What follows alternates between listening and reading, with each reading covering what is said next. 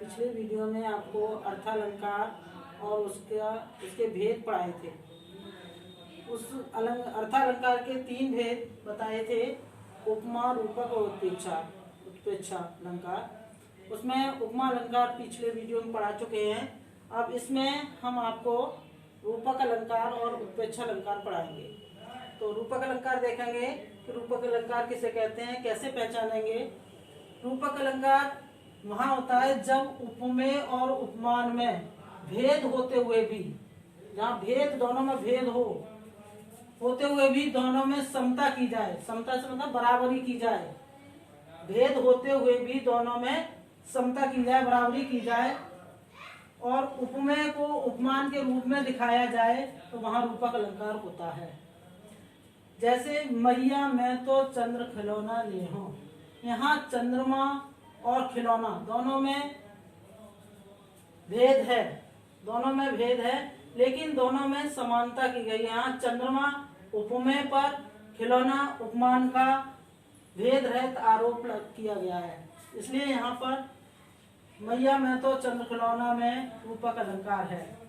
आपको स्पष्टीकरण सहित लिखना होगा। इसका स्पष्टीकरण इस पर लिखेंगे।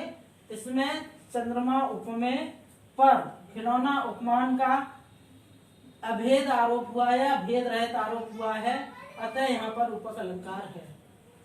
दूसरा उदाहरण इसका देखो, चरण कमल बंदो हरराही।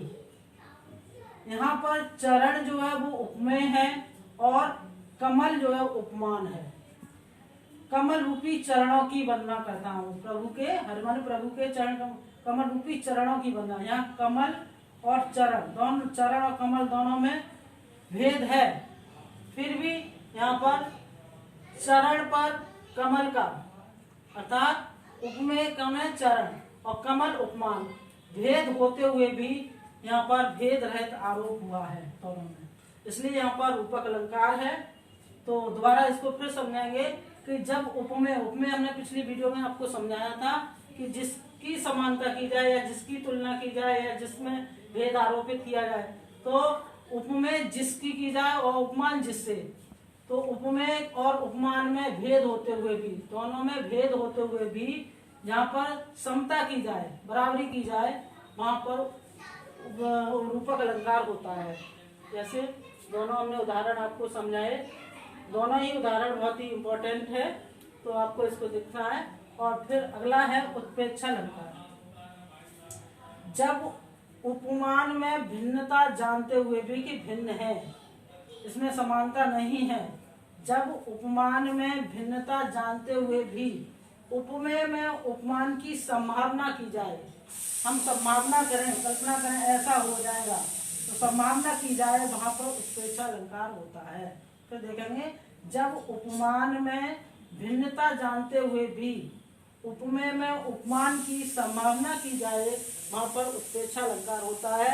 और उत्प्रेक्षा अलंकार में मनु, मानो, मनो, जन, जानो, जनो जैसे शब्दों का प्रयोग किया जाता है।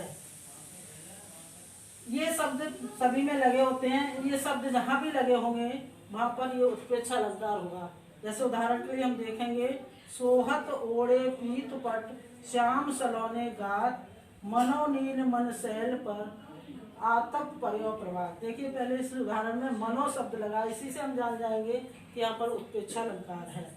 और यहाँ पर पीले वस्त्र, सोहत ओढ़े पीत पट, पीले वस्त्रों को पहनकर श्री कृष्ण का शरीर ऐसे सुशोभित हो रहा है जैसे प्रातःकालीन धूप जो है वो नीलमणि पर्वत पर पड़ रही हो। इस तरह से इसका हम स्पष्टीकरण करेंगे यहाँ पर।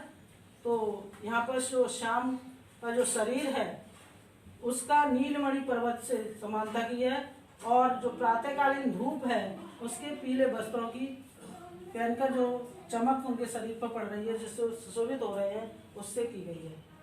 तो यहाँ संभावना प्रकट की गई है। ये शब्द लगे हुए हैं मनो, तो ये इनको देखना है। उत्प्रेक्षा अलंकार पहचानने का बहुत ही सरल तरीका है कि मन, मानो, मनो, जन, जानो जैसे शब्द लगे होते हैं, उत्प्रेक्षा अलंकार होता है। यहाँ पर आपके अलंकार समाप्त होते हैं और तीनों अलंकारों को आपको अपनी कॉपी पर उदाहरण लिखकर स्पष्टी सहित आपको करनी है।